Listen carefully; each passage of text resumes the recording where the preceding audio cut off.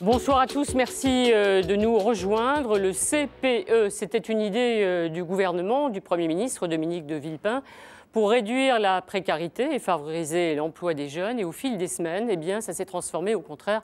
C'est l'illustration, c'est devenu le symbole de la précarité aux yeux de lycéens ou d'étudiants qui ont défilé aujourd'hui dans toute la France. Vous l'avez vu dans le journal de 20h. Alors le Premier ministre dit qu'il faut dialoguer, encore dialoguer. Eh bien, nous allons essayer ce soir, et nous voulons ce soir ouvrir ce dialogue.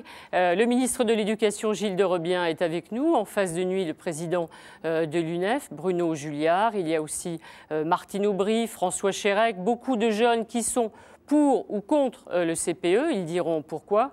Il y a aussi bien sûr des chefs d'entreprise et puis des présidents d'université.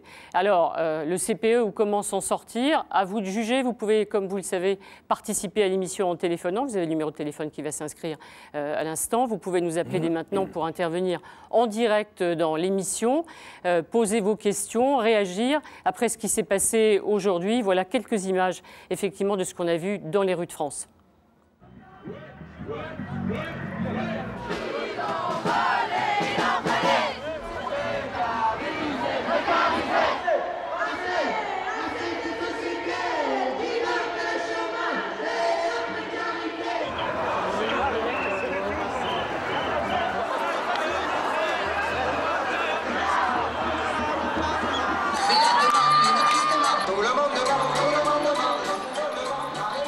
Voilà, ça continue avec quelques incidents, on l'a vu tout à l'heure du côté de la Sorbonne.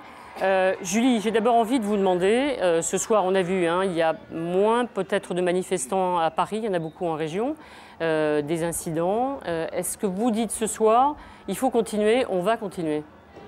Évidemment, puisque la mobilisation, elle monte en puissance. Je crois qu'aujourd'hui, on a un grand rendez-vous samedi qui va montrer que les mobilisations sont les plus importantes.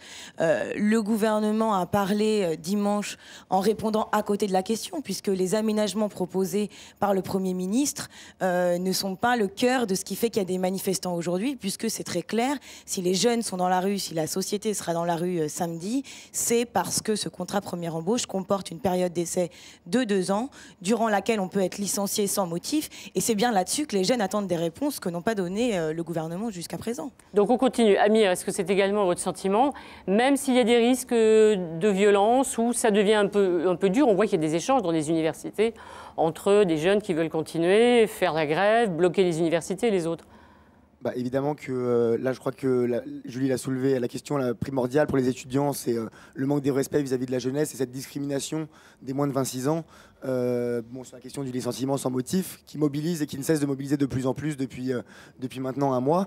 Et je crois que là, l'élément nouveau, c'est la mobilisation importante des universités de banlieue qui maintenant sont rentrées entièrement dans la mobilisation. Vous êtes de Créteil, je précise. Oui, je suis étudiant à l'université de Créteil et je crois qu'on a trop longtemps servi de faire valoir au gouvernement qui a voulu laisser penser peut-être que c'était un mouvement parisien ou parigo-parisien et que finalement qui ne comprenait pas réellement et que les jeunes de banlieue étaient pour le coup eux intéressés par ce CPE. En l'occurrence, je crois que nous sommes mobilisés. Et vous allez continuer jusqu'au quoi? Le retrait, c'est ça que vous voulez?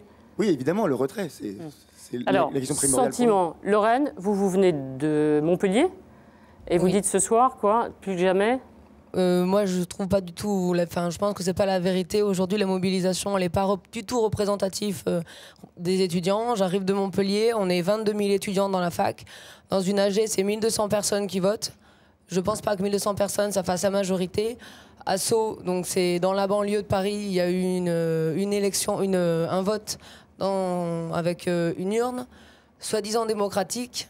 Et si c'est ce que vous appelez démocratique, les étudiants ont été obligés de préciser sur le bulletin de vote leur nom, leur prénom et leur numéro d'étudiant. Comment est-ce que vous voulez que les étudiants qui sont contre osent le dire ? Aujourd'hui, c'est une minorité d'étudiants qui bloque. La majorité des étudiants, sous prétexte qu'il faut qu'on soit solidaire, sous prétexte que le gouvernement et que les patrons vont tous nous tomber dessus, moi, je dénonce ça, c'est tout à fait anormal. Vous prétextez la solidarité alors que vous nous empêchez d'aller travailler, de passer nos examens, de les réussir et de pouvoir entrer correctement dans la vie active. C'est pas normal si vous nous prenez tous en otage et heureusement il y a de plus en plus de collectifs anti-blocage qui sont en train de se monter. Il y a même un collectif national qui s'est monté, SOS Fac bloqué, et j'espère que ça va continuer et qu'on va se retrouver de plus en plus nombreux contre vous pacifiquement, mais contre vous pour vous montrer que les jeunes, c'est pas vous, vous n'êtes pas la majorité, qu'il y en a un grand nombre qui sont contre ce que vous dites et qui pensent que le CPE, c'est une chance pour nous, qu'on soit diplômés ou non, parce que ça fait 20 ans qu'on fait plus rien, qu'on n'a rien fait pour le chômage des jeunes et qu'on a enfin un gouvernement qui propose une solution nouvelle. Alors, autant dire que vous êtes plutôt proche du gouvernement, ça on l'a compris. Il y a des échanges entre vous un peu durs dans les universités. Johan, alors je cherche Johan, voilà. Comment ça se passe? Votre position, c'est quoi? D'abord, vous venez d'où, premièrement? Je viens de Tours. Ma position, elle est d'être contre le CPE, en tout cas d'être très très méfiant par rapport à ce CPE, parce que j'ai pas la science infuse. Par contre, si je fais partie, moi, de ceux qui sont contre le blocus, je suis pas aussi radical que ça. D'abord, moi, quand je suis contre le blocus, je ne suis pas contre ceux qui sont pour le blocus. Première chose. Ça, c'est subtil. Hein, d'abord, vous êtes contre le blocus, mais pas contre ceux qui sont contre le blocus. Mais vous voulez quoi en clair? Quand même pouvoir suivre les cours clairement, c'est qu'on veut continuer de manifester, on veut continuer de faire des actions coup de poing qui montrent un petit peu ce qui se passe. Mais par contre, on estime que le blocus, malheureusement, si au début il a permis de mobiliser du monde, aujourd'hui il divise les étudiants et c'est ça le problème. C'est que les médias vont se focaliser là-dessus au lieu de se concentrer sur le combat contre le CPE. Vous voyez comment les jours qui viennent, vous? Qu'est-ce que vous souhaitez?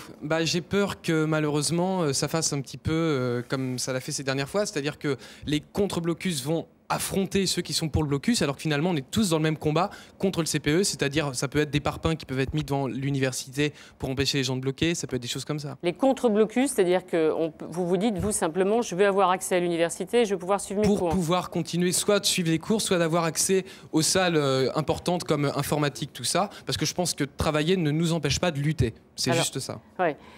Jean-Baptiste, on va lui donner un micro tout de suite. Jean-Baptiste, il y a une volonté, il y a une peur chez certains quand même de ne pas pouvoir suivre les cours, de ne pas pouvoir passer ses examens? Absolument. Ce qui se passe, moi je viens de Paris-Nice-Nanterre. Ce qui se passe à Nanterre, c'est que j'ai entendu que, paraît-il, le blocus des facs a permis de mobiliser dans un premier temps les étudiants. C'est faux, en tout cas chez nous. Parce que la fac d'histoire est bloquée depuis 4 semaines.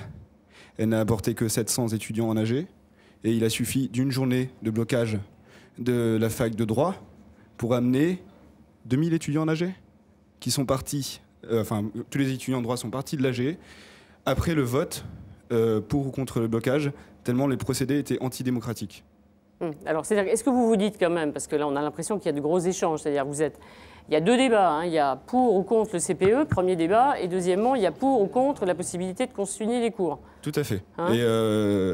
Et c'est évident que parmi les gens qui sont pour ou contre le blocus, il y a autant de personnes qui ont des avis divergents sur le CPE. Pour ma part, je suis pour le CPE, j'ai des amis qui sont contre le blocus, contre les blocus et contre le CPE. Grégoire, vous venez de Tours aussi, effectivement, de Tourangeau, l'un côté de l'autre. Vous, qu'est-ce que vous voulez dans les jours qui viennent? Comment vous voyez un peu la suite? Est-ce que vous craignez qu'il y ait justement un peu des affrontements au sein des universités? Je pense qu'il faut remettre ce que vous appelez le blocage des universités dans une dynamique. Au départ, ce blocage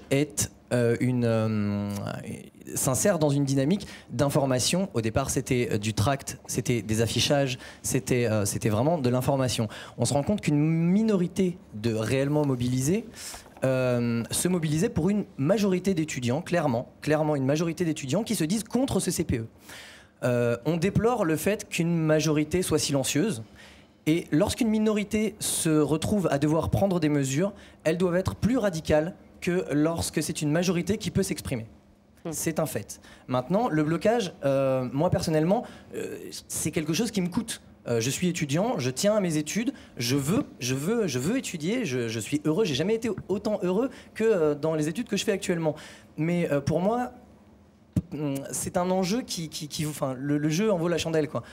Vous pouvez faire un croix sur votre année d'université ou pas, quand même? Non, je pense que les enseignants sont suffisamment aptes à pouvoir adapter les carnets, les présidents d'université sont suffisamment avertis pour pouvoir rétablir par exemple les sessions de septembre pour les étudiants d'université, etc. Je pense que se mettre en danger sur une année, c'est une mise en danger, certes, par rapport à ses études, mais l'enjeu est vraiment, le danger est vraiment au-dessus de ça dans l'avenir. Ouais. Si on ne se mobilise vous pas. dites aussi, vous allez continuer, vous allez jusqu'au bout, jusqu'au retrait du texte. C'est une évidence. Ouais.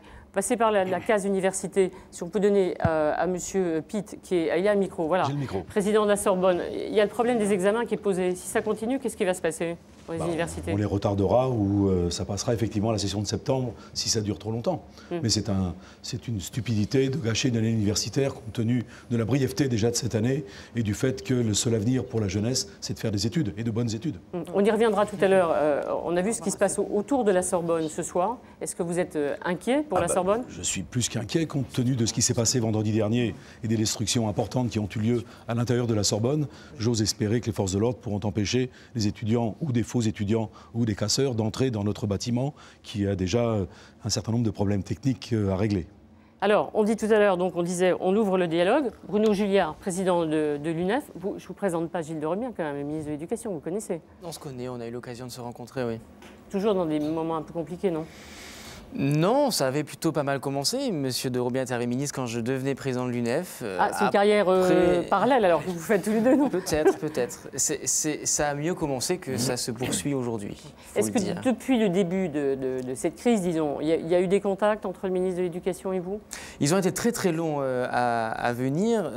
Moi-même, je voulais appeler le ministère pour parler justement de la question de la Sorbonne. Parce que moi, je veux bien que le président de l'université de la Sorbonne regrette qu'il y ait des incidents. Le premier moyen qu'il n'y ait pas d'incident à la Sorbonne, c'est de ne pas fermer votre université pour permettre que les étudiants organisent leur mobilisation dans de bonnes conditions et notamment organisent un service d'ordre, comme ça existe dans l'ensemble des assemblées générales, ce qui aurait évité bien des débordements dans votre université. Mais malheureusement, il n'y a pas eu de contact, mais je dirais c'est révélateur de l'attitude du gouvernement depuis le début de l'histoire. Si on repasse le film, vous n'avez jamais enlevé, si on repasse le film depuis le début, il n'y a pas eu de discussion. Je ne veux pas répondre à la question parce qu'on s'est appelé avant-hier.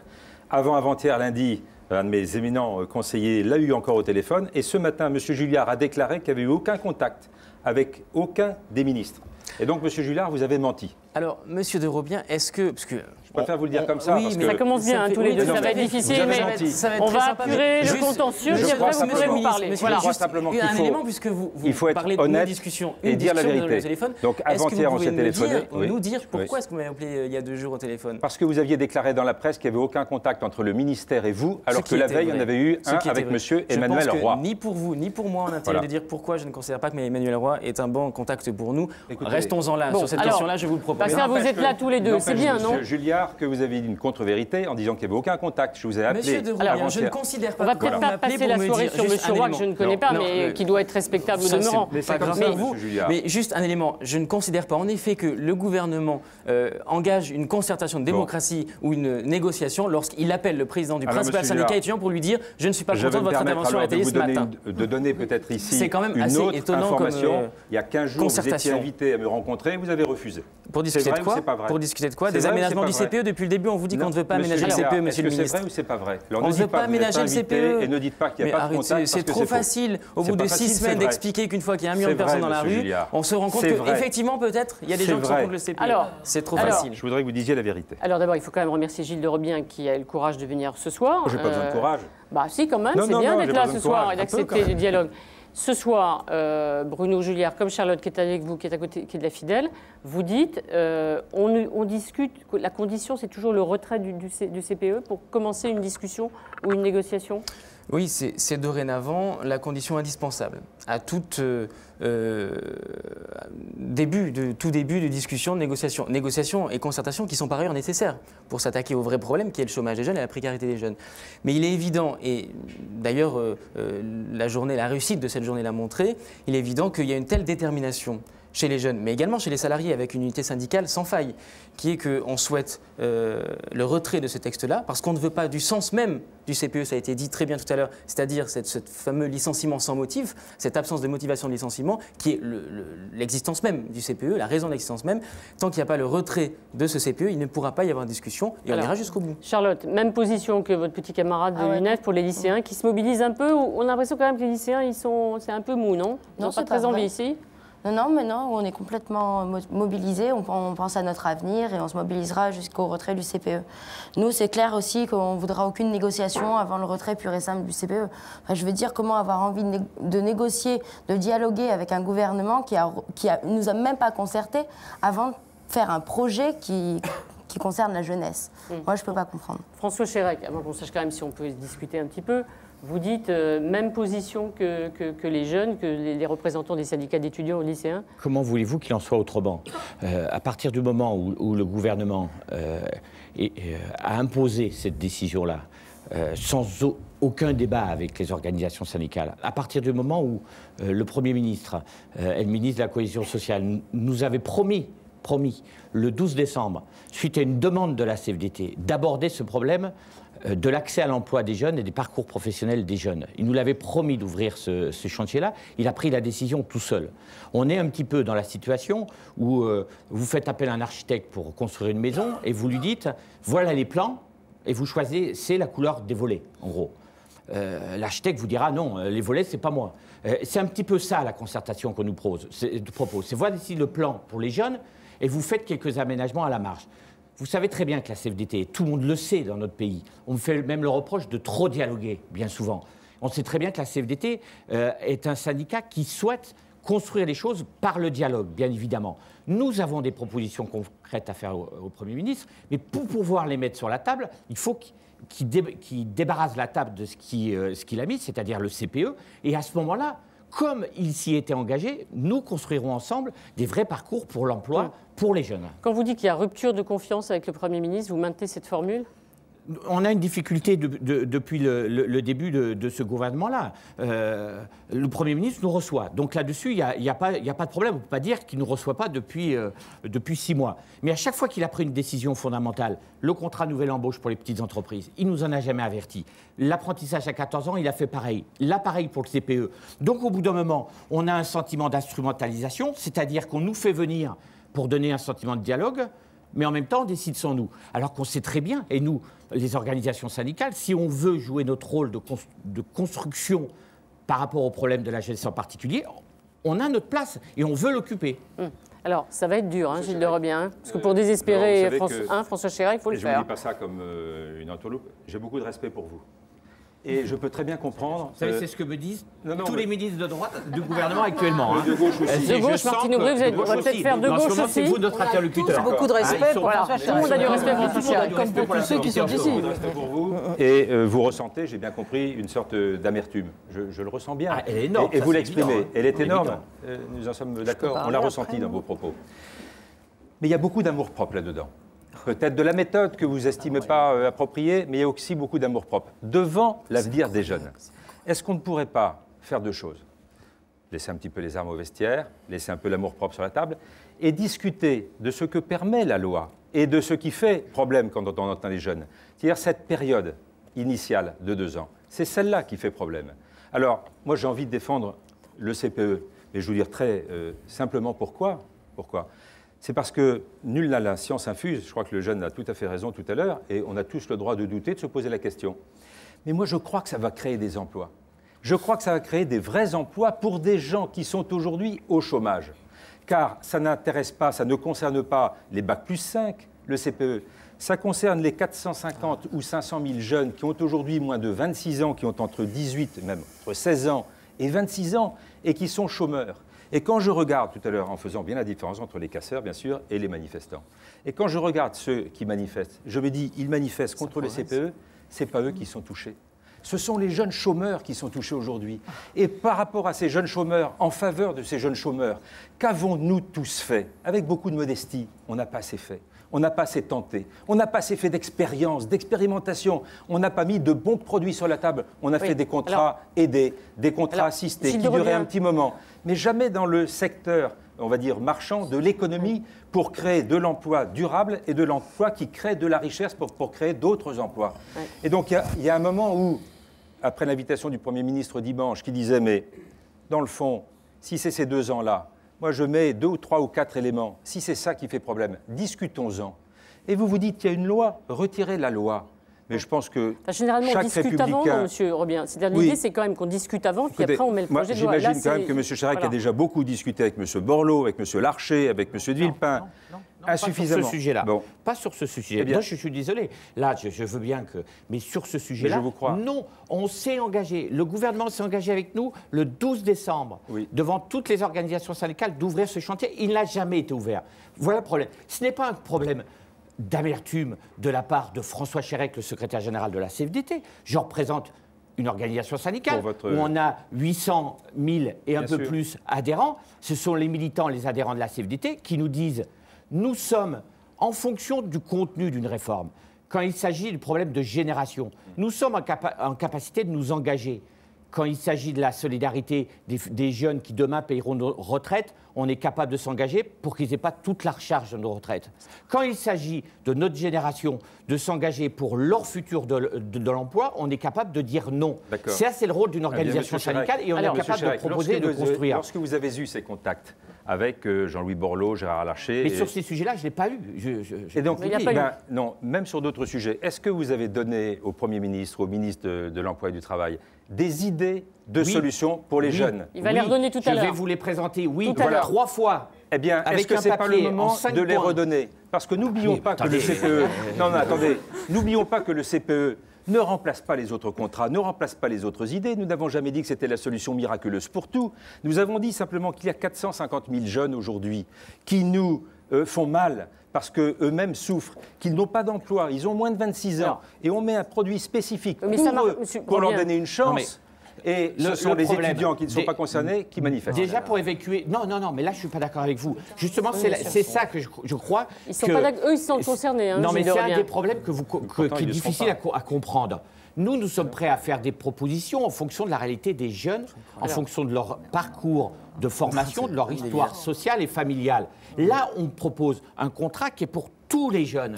Donc, bien évidemment, alors que vous dites que vous allez répondre à une partie des jeunes, vous donnez le sentiment de mettre en précarité tous les jeunes, en particulier une partie des jeunes qui n'auront pas ce problème de précarité. C'est ça le problème de fond. Monsieur Chirac, le CDI existe toujours. Mais pourquoi l'inventer? Si on l'avait supprimé, je comprendrais. Mais là, on ne l'a pas supprimé. On fait quelque chose en plus à la disposition des partenaires. C'est quand même formidable d'avoir un outil de plus. Qui va se substituer on va essayer d'être concret dans un instant. Le CDI existe toujours. On va essayer d'être concret dans un instant. Gilles de Robien, on va essayer d'être concret dans un instant et vous allez expliquer sur quoi le gouvernement peut corriger son texte. Parce que pour qu'il y ait un dialogue, il faut les appâter. Là, pour l'instant, ils s'en fichent totalement. Ils disent, nous, on ne discute pas. Martine Aubry, vous dites aussi, lorsqu'on dit les socialistes, en ce moment, c'est tout bon pour eux. Alors, ils regardent là. Attendez, non. Alors, est-ce que c'est bon pour vous? Est-ce que vous demandez aussi le retrait? Bien sûr, on demande le retrait du CPE, mais le problème n'est pas de savoir si c'est bon ou pas. Et je dirais que les jeunes qui nous regardent ce soir, ils doivent halluciner. On est en train de savoir si on est pour ou contre un blocus, savoir si M. de Bourbian a téléphoné avant ou après. La vérité, c'est quoi? C'est qu'aujourd'hui, notre pays a une jeunesse qui va mal parce que la jeunesse de notre pays a l'impression que notre société l'a oublié, l'a rejeté. C'est ça le sujet. Et qu'on n'oppose pas les jeunes de nos quartiers qui ont l'impression qu'il n'y a plus d'avenir et les étudiants à qui on propose des stages après des stages non rémunérés. Et encore, il doit être bien content pour cela. Donc le vrai sujet, c'est quoi? C'est une société où on dit aux jeunes, vous êtes des charges, vous n'êtes pas compétents, quand vous n'êtes pas paresseux ou des voyous. Bon, qu'est-ce qu'ils nous disent, eux, les jeunes? Nous, on veut une société moins individualiste. On veut une société où on puisse mettre nos compétences, notre énergie, notre innovation. Et quand on regarde d'ailleurs leurs valeurs, c'est la famille, le travail, les amis. Voilà. Et qu'est-ce qu'on répond aujourd'hui? On répond par un CPE qui est le concentré de la politique libérale du gouvernement. On livre des jeunes sans aucun droit notamment sur le licenciement. C'est quand même incroyable. Il n'y a pas un pays développé qui a fait ça aux entreprises. Et on leur dit, estimez-vous content. Demain, on va presque leur demander de payer pour aller travailler dans une entreprise. Voilà ce qu'on est en train de leur dire. Donc, on ne parle pas de la jeunesse, si ce n'est pour la montrer du doigt. Et quand on fait quelque chose pour elle, on la stigmatise et on la traite comme si elle n'existait pas, comme s'ils n'étaient pas des citoyens. Moi, j'ai entendu parler du blocus tout à l'heure. Moi, je ne prends pas position là-dessus. Pourquoi ? Les jeunes, ils ont 18 ans. Ils votent. Ils ont le droit de prendre leurs décisions. Ils sont face à un gouvernement qui a fait passer le CNE par ordonnance. Monsieur de Robien, qui a fait passer le CPE par amendement sur une loi dite d'égalité des chances, qui est un vrai retour de 50 ans en arrière, un vrai message de méfiance vis-à-vis de la jeunesse, qui est passé au 49.3 avec brutalité dans le gouvernement, qui n'a jamais rencontré les organisations syndicales, M. Chérec vient de le dire, comme les organisations de jeunesse. Et là, on est en train de se poser des questions de savoir si vous avez téléphoné la veille ou l'avant-veille. Non, je pose pas la question de savoir s'ils vont se parler ou pas dans les jours qui viennent, s'il y a un dialogue possible ou pas. Le vrai sujet, c'est... Pourquoi les jeunes aujourd'hui ne rentrent pas dans les entreprises? Qu'est-ce que notre société peut leur proposer? Est-ce qu'on peut essayer de savoir si, je vais demander à un chef d'entreprise, M. Roux de Bézieux, est-ce que le CPE, il est amendable, à votre avis? Parce que vous êtes plutôt favorable. Moi, je suis plutôt favorable. Je voudrais juste dire un mot sur quelle est la réalité aujourd'hui. Je comprends que les jeunes soient méfiants, c'est Yoann qui disait ça tout à l'heure. Mais on vous a menti depuis 20 ans. On vous a fait croire qu'avec 1 année, 2 années, 3 années, 4 années, 5 années après le bac, c'était la porte ouverte, le CDI garanti. C'est pas vrai. C'est pas vrai. Ça n'existe pas et ça n'existe plus. Oui, il y a 40 ans, ça marchait. Mais ça ne marche plus aujourd'hui, le monde a changé. On peut pas faire... en disant il y a 40 ans, j'étais encore au lycée, s'il vous plaît. Parce que vous avez parlé tout à l'heure d'un recul de 50 ans. Mais oui. Effectivement, je ne me permettrai pas de dire ça, chère madame. Mais on ne peut pas dire qu'aujourd'hui, le monde n'est pas le même qu'il y a 50 ans. Vous le savez. Vous voyagez sur EasyJet et vous téléphonez sur Skype. Le monde n'est plus le même, donc les règles ne peuvent pas être plus le même. Et le monde de l'entrepreneur, ce n'est pas le même. Tous les jours, on peut être mis en cause. Donc on ne peut pas dire, ce que j'ai entendu, que tout le monde ne dit pas d'ailleurs pour les anti-CPE, on peut faire comme si de rien n'était, il faut garder le CDI. Et vous, les jeunes, on vous a raconté que c'était tout pareil, il suffit de faire 5 années d'études universitaires et le truc était là. Ça n'est pas vrai. Alors maintenant, quelle est la réalité de ce pays? Je vais juste finir. Quelle est la réalité de ce pays aujourd'hui? C'est 75% de recrutement en CDD. On vous recrute en CDD, en intérim et en stage. C'est ça la vérité aujourd'hui. C'est ce qui vous attend à la sortie de l'université. Donc il faut faire quelque chose. Je ne sais pas ce qu'il faut faire. Je pense que le CPE, c'est une expérimentation. Peut-être pas la meilleure, mais c'est une expérimentation. Il faut la tenter. Parce que depuis 20 ans, on vous raconte des bobards. C'est ça la réalité. Et vous ne pouvez pas croire les gens qui vous disent, comme j'ai entendu il y a quelques minutes, il faut une société solidaire, faisons comme avant, faisons comme il y a 50 ans. Non, ça n'est pas vrai. Excusez-moi, d'abord, je n'ai pas dit cela. Et puis, je me permets de dire quand même que j'ai été ministre de l'Emploi et de la Solidarité. On a peut-être raconté des histoires pendant 20 ans, comme vous le dites, mais nous avons réduit le chômage des jeunes d'1 tiers. Nous avons créé 350 000 emplois jeunes. Nous avons créé 2 millions d'emplois en 5 ans en redonnant du pouvoir d'achat, en redonnant de la croissance dans notre pays. Les entreprises, à l'époque, investissaient, faisaient de la recherche au lieu de penser qu'à donner de l'argent à leurs actionnaires parce qu'elles avaient confiance en l'avenir. Alors, monsieur... moi, je vous entends et j'entends le ton paternaliste avec lequel vous adressez aux jeunes. Mais rappelez-vous des faits. Parce que si on veut donner des leçons aux jeunes... Je sais que vous êtes créateur d'entreprise, c'est formidable. Les emplois, c'est moi qui les fais, c'est pas vous. Non, c'est vous qui les faites, mais les salariés aussi contribuent aux richesses qui sont les vôtres. J'ai pas dit le contraire. Voilà. Et ils ont besoin d'être formés. Je ne crois pas que c'est à l'ENA qu'on apprend à créer des emplois, Madame Aubry. Je ne crois pas que ça soit à l'ENA. Moi, je sais créer 1000 emplois. Directeur du marketing chez L'Oréal, vous avez eu l'intelligence de créer une société à côté, de créer des emplois. J'ai pris tous les risques, j'ai créé des emplois. Donc, me dis pas comment on crée des emplois. Prenez les risques aussi d'embaucher des jeunes et de leur faire confiance. Mais c'est ce que je fais. J'ai embauché 1000 jeunes l'année dernière. C'est formidable. Vous voyez que c'est possible. C'est possible. Mais oui, bien sûr que c'est possible. Et ça serait encore plus possible avec ce contrat. Pas assez. Si vous êtes satisfaite, Martine Aubry, de la situation d'aujourd'hui, parce que vous avez l'air auto-satisfaite de votre passage au ministère du Travail. Mais moi, je voudrais quand même vous rappeler qu'à cette époque-là, on a bloqué complètement le pouvoir d'achat des salariés. Alors, je vais revenir au secours, là. Au secours, si on revient 5 ans en arrière, c'est mortel. Nous payons, Arlette Chabot, nous payons aujourd'hui une erreur fondamentale de ces 20 dernières années, c'est la réduction autoritaire du temps de travail qui a fait que, et vous savez pourtant que je suis tout à fait partisan de l'aménagement réduction de temps de travail, mais vous avez bloqué les entreprises, bloqué le pouvoir d'achat des salariés, forcé à dépenser par l'argent des contribuables 15 milliards d'euros, je pense que c'est... Stop, on arrête là. Refaire le débat de la campagne de 2002, on va sortir, on reviendra dans une demi-heure. Arlette Chabot, si vous me permettez, bon, vous m'avez remercié de venir ici, je parlerai ici quand même. Mais pas la campagne de 2002, c'est fait se terminer. une partie du chômage d'aujourd'hui vient des 35 heures voilà. obligatoires. Oh là là, Pourquoi? Parce que ça a bloqué le pouvoir d'achat. En bloquant le pouvoir d'achat, forcément, eh bien, il y a eu moins de consommation qui a bloqué forcément la croissance. Et la croissance n'est pas au rendez-vous. Il y a moins d'emplois qui sont créés. Monsieur Ollier, député UMP, a fait une mission pour le gouvernement. Il reconnaît que ça a créé 500 000 emplois. Provisoirement, c'est comme l'alcool, ça fait du bien pendant 1 heure et on le paye ensuite pendant 10 heures. Je vous ai écouté. Ça a coûté... Non, mais attendez, si vous en êtes à ce niveau-là, alors qu'on est en train de parler de l'emploi des jeunes et de notre jeunesse, c'est grave. Et vous donnez une drôle d'image en tant que ministre de l'Éducation. Moi, je parle sérieusement. Ça a coûté 5 milliards d'euros, je cite l'INSEE et ce député UMP. C'est exactement la même chose que les baisses d'impôts que vous avez apportées aux catégories les plus favorisées. Et nous avons créé 2 millions d'emplois. Donc, là aussi, je ne dis pas que tout est parfait. Nous n'avons baissé que d'un tiers, évidemment, le chômage des jeunes. Il aurait fallu aller plus loin, mais je crois que nous étions quand même dans une spirale positive où le pouvoir d'achat, monsieur Rebien, parce que là aussi, regardez les chiffres, a augmenté de 3% pendant ces 5 années. Il augmente de 1,5% depuis que vous êtes au pouvoir. On se demande pourquoi vous avez été battu à l'issue de tout ça, d'ailleurs. Peut-être qu'on pourra en reparler aussi. Oui, vous avez été battu. Comme ça, non, mais... il y aura une campagne électorale. Je suis capable de dire aussi pourquoi nous avons sans doute été battus. À cause de ça. Oui, écoutez, laissez les Français dire ce qu'ils pensent. Rendez-vous pour le débat. Est-ce qu'on peut revenir au débat du jour? On reprend tout. Jacques Julliard. Voilà. Bruno Julliard. J'étais sûr de le faire. Jacques Julliard, qui n'est toujours pas mon père après 6 semaines. Qui n'est toujours pas votre père, que nous saluons ce soir, qui nous regarde. Voilà. Et je suis désolée, mais il fallait évidemment que quelqu'un dérape, c'était moi. C'est pas grave. Moi, je voudrais simplement dire, à la fois au patron qui a parlé, mais également au ministre et au gouvernement, que je suis inquiet. Inquiet qu'il y ait un tel fossé entre la perception que vous avez de la mobilisation et du sentiment qu'expriment les jeunes aujourd'hui et la réalité. Parce que si vous pensez que les jeunes se trompent, que les étudiants, parce que c'est ça, les étudiants qui descendent dans la rue, ils se trompent parce que c'est pas pour eux le CPE. Alors que c'est totalement faux. François Chirac a dit, c'est totalement faux. Ça sera aussi pour les plus diplômés le CPE, c'est une évidence. Mais surtout, comprenez bien que dans la tête des jeunes aujourd'hui, évidemment, ils manifestent contre le CPE. Enfin, avec le CPE, il y a aussi une cristallisation d'autres craintes depuis des années, du fait de l'absence de politique publique pour favoriser une meilleure insertion professionnelle des jeunes, évidemment. Et comment vous voulez qu'un jeune comprenne ce que vous venez de nous dire à l'instant?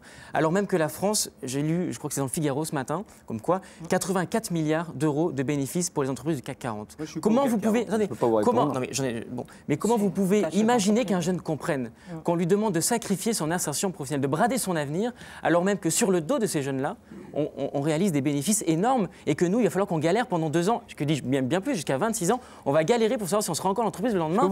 Est-ce que vous simplement comprenez qu'on ne peut pas comprendre ça? On ne peut pas être d'accord avec ce Le CAC 40, il ne crée plus d'emplois depuis bien longtemps. Les grandes entreprises ne créent plus d'emplois en France. Ils les font à l'étranger. Voilà. Ceux qui créent des emplois, c'est nous, c'est Françoise qui a une boîte de 15 personnes. Et nous, on rame tous les jours pour essayer de créer des emplois. Et je vous dis, je suis un professionnel de la création d'emplois, que si j'avais le CPE, je créerais plus d'emplois. Pour quelle raison? Alors, je vais vous expliquer pourquoi. Pour quelle raison? Et je crois que c'est le fond du débat plus intéressant que les coups de téléphone. Pourquoi? Parce qu'aujourd'hui, je ne sais pas. Mais il n'y a pas de doute. Il n'y a pas de doute. Non. Enfin, je pense que ça intéresse moins les gens. Pourquoi? Parce qu'aujourd'hui, et ce n'était pas vrai il y a 20 ans, quand je crée une activité, quand j'ouvre un nouveau magasin, je ne sais pas si ça va marcher. Et que le système actuel, c'est quoi? C'est le CDI. Je vais vous laisser répondre, mais je finis. Le CDI. Si j'embauche sans CDI, qu'est-ce qui se passe? Et que ça ne marche pas, je suis obligé de virer quelqu'un. Et en fait, comment on fait? On peut virer aujourd'hui en CDI, personne ne dit. Mais bien sûr qu'on peut virer. Mais on fait une transaction. Et la transaction, c'est quoi? C'est la plus grande injustice sociale qui existe. Parce que quand on s'appelle Daniel Bernard, qu'on n'est pas dans le Carrefour, on négocie 30 millions d'euros d'indemnité, et quand on est Bruno Julliard et qu'on vient d'arriver dans la boîte, eh ben on a 3 mois. Donc moi je dis mieux qu'on les licencie sans indemnité. Non, je n'ai pas dit ça, Madame Rouy. Je dis juste qu'il faut trouver. Non, ne me faites pas dire ce que j'ai pas dit. Je crois qu'il faut trouver un système qui permette de donner un marchepied à l'emploi aux jeunes. Et je crois, et je peux me tromper, je ne sais pas ce qu'a dit, il n'y a pas la science infuse, il faut essayer, que ça permettra de recruter 10 ou 20% de personnes en plus. Laissez les professionnels essayer. C'est tout ce qu'on vous demande. Alors, Françoise Coquel, c'est nous qui le payons pendant. Juste avec un mot, Françoise Coquel. La question qu'on se pose depuis le début, c'est est-ce que le CPE, ça aide à créer des emplois ou non? Parce que sinon, c'est pas la peine de débattre pendant des heures. Absolument. Est-ce qu'il y a une possibilité ou non de créer des emplois? Au CGT, on a posé la question aux chefs d'entreprise qui adhèrent à notre mouvement. Et ils ont dit à 85% que ce CPE, eh bien, ça leur permettrait d'embaucher un jeune, particulièrement un jeune. Alors maintenant, je voudrais dire quelque chose pour rebondir sur ce que tu disais, Geoffroy. Il y a l'entreprise que vous avez dans la tête. Et l'entreprise que vous avez dans la tête, c'est l'entreprise que les médias montrent. Et ce sont peu d'entreprises, c'est moins de 1% d'entreprises françaises. C'est celles qui font les bénéfices dont vous parlez, qui sont des entreprises mondialisées. Ce n'est pas les entreprises françaises. Et vous les connaissez peu, les entreprises françaises, parce qu'on ne les voit nulle part, ces entreprises-là. Plus de 98% des entreprises françaises.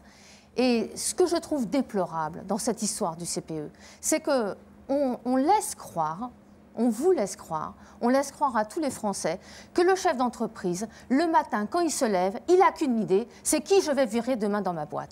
Donc ça, c'est archi faux. Si c'est pas l'idée du patron, pourquoi s'asseoir sur le code du travail ? S'il vous plaît. Le chef d'entreprise, c'est le chef d'orchestre d'une petite PME. Et quand on recrute quelqu'un, je peux vous dire que c'est long. C'est coûteux parce que ça nous prend du temps. Il faut faire passer des annonces, téléphoner à l'AMP, recevoir les gens, les choisir. Tout ça, c'est une vraie mobilisation. Mais on vous propose d'éviter ce travail et de garder le jeune. Non pas que du chef d'entreprise, c'est encore mieux. Oui. Si le client s'en va, on fait comment ? Mais il existe des procédures dans le droit du travail aujourd'hui. Vous êtes plus CDI, François Sauquet, dans votre entreprise, vous êtes plus CDI, CPE, CDD, Moi, qu'est-ce que vous faites ? Tous mes salariés sont en CDI parce que quand on construit un projet ensemble, évidemment que ça débouche sur un CDI. Maintenant, ce que je voudrais dire aussi, c'est que quand on est amené à licencier, et malheureusement, comme le dit Geoffroy, tous les matins, on prend des risques dans nos entreprises aujourd'hui. La conjoncture, elle est violente et pas facile à gérer, c'est moi qui vous le dis. Quand on est chef d'entreprise, on aime prendre ces risques-là. Donc, je ne me plains pas. Mais quand mon entreprise, une année, elle a fait moins 30% de chiffre d'affaires. Donc, licenciement économique. Eh bien, même quand on licencie en licenciement économique, je peux vous dire que c'est long, c'est douloureux et ça coûte cher. Donc, il faut vous sortir de la tête que parce qu'on va laisser les chefs d'entreprise licencier les personnes plus facilement, on va le faire. Ça, c'est pas vrai. Mais par contre, on a besoin de souplesse parce que nous, chefs d'entreprise, notre métier, c'est ni de licencier, ni de faire de la procédure. Or, c'est ce que la loi nous impose aujourd'hui. On a tellement protégé le monde du travail que ça nous prend beaucoup de temps. Madame, quand vous vous battez contre vos concurrents, quand vous essayez de trouver des nouveaux produits, des nouveaux services, quand vous vous battez sur les marchés, lorsque vous essayez d'obtenir de votre banque des prêts, vous vous battez pour cela. Et aujourd'hui, vous voulez que tous ces risques soient portés par les seuls salariés. Les pays où le taux de chômage est le plus bas... Mais ce n'est pas vrai, Madame Aubry. Quand on embauche quelqu'un, c'est pour le garder. Ce n'est pas pour le alors, je suis d'accord, Madame. Alors, je termine. Donnez une seconde, François Chérel. Je voudrais que les jeunes parlent un peu derrière. Juste pour terminer cette phrase, et j'aurai terminé, dans les pays où le taux de chômage est le plus bas aujourd'hui, ce sont les pays où les entreprises ont le plus investi en matière de formation, en matière de qualification. Mais là, on est d'accord. On est d'accord. Alors, pourquoi prendre des CPE qui ne forment pas, qui mobilise pas les jeunes, qui les renvoie le lendemain. Alors, non, pas tous ensemble, parce que là, c'est n'importe quoi. Il y a droit à la formation dès le premier mois. Il n'y a aucun contrat qui permet la formation dès le premier mois. Alors, vous pouvez une seconde, si vous parlez tous en même temps, c'est impossible. Alors, vous respectez l'ordre. Répondre à ce grand plaidoyer qui est intéressant, mais qui, à mon avis, est décalé par rapport au problème du CPE. Alors, ce problème qui est posé, c'est le problème de la souplesse du marché du travail. Absolument. Et de l'accompagnement des personnes qui peuvent se retrouver au chômage et des entreprises qui peuvent se retrouver en difficulté. Ce n'est pas un problème spécifiquement jeune. Et justement, ah oui, c'est vrai, vous le dites, le problème du CPE, c'est qu'on est en train de fustiger les jeunes, de les discriminer par rapport à l'ensemble de la population sur un problème de contrat de travail. Si on pose le problème tel que vous le posez, vous dites c'est très long quand on a des difficultés sur des plans sociaux. Je remarque au passage qu'on a dû avoir une négociation récemment, c'était du temps du gouvernement Raffarin, sur ces problèmes-là avec le MEDEF, que le MEDEF nous a bloqué les négociations en pensant qu'ils obtiendraient beaucoup plus facilité par la loi que par la négociation. Qu'est-ce qu'il faut réfléchir dans notre pays, indépendamment du problème des jeunes? Parce que ce que vous dites là, c'est valable pour un jeune, mais c'est valable aussi pour un chômeur de 40 ans, pour un chômeur de 50 ans. C'est un problème global par rapport à l'emploi et le chômage. C'est comment, lorsqu'une entreprise a des difficultés, en particulier les petites et les moyennes entreprises, comment on arrive à fonctionner pour que le salarié ait une prise en charge collective à l'extérieur de l'entreprise, par le système public de l'emploi, par nos systèmes collectifs, à condition qu'on investisse énormément dans ces systèmes-là. Or, en France, on est dans un pays où on a vidé en particulier les moyens de l'État pour faire ce travail-là, en échange peut-être de plus de souplesse pour les entreprises, mais éventuellement, en retour à l'entreprise, c'est possible. Non, mais je vais jusqu'au bout. Attendez une seconde, monsieur Rodin. Attendez, c'est le fond du débat. Je vais jusqu'au bout. Oui. On a proposé ça, de rentrer dans ce débat-là au Premier ministre quand il a fait le CNE. Il nous a dit, on fait cette expérience-là, et on n'ira pas plus loin tant qu'on n'a pas l'évaluation, alors qu'il va plus loin avec le CPE. Bien évidemment, je vais jusqu'au bout. C'est ce que font les pays qui font ce qu'on appelle, et tout le monde dit c'est la bonne solution, même M. Dassault nous dit c'est la flexibilité comme au Danemark.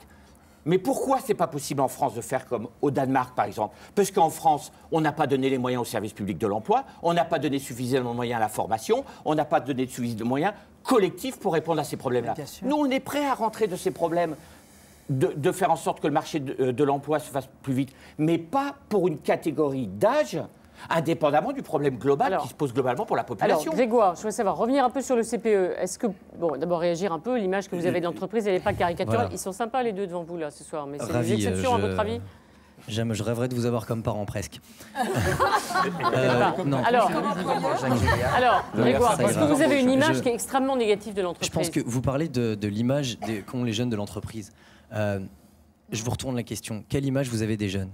Quelle image vous avez des jeunes? Je pense que est-ce que vous avez l'image de ces jeunes à qui on dit mes chers jeunes, la précarité est un fait. La précarité, elle est là, on n'y changera rien. Et pour ça, on vous apporte quoi? Encore un petit contrat précaire de derrière les fagots. Non, mais moi je suis pas d'accord. Je peux pas accepter ça.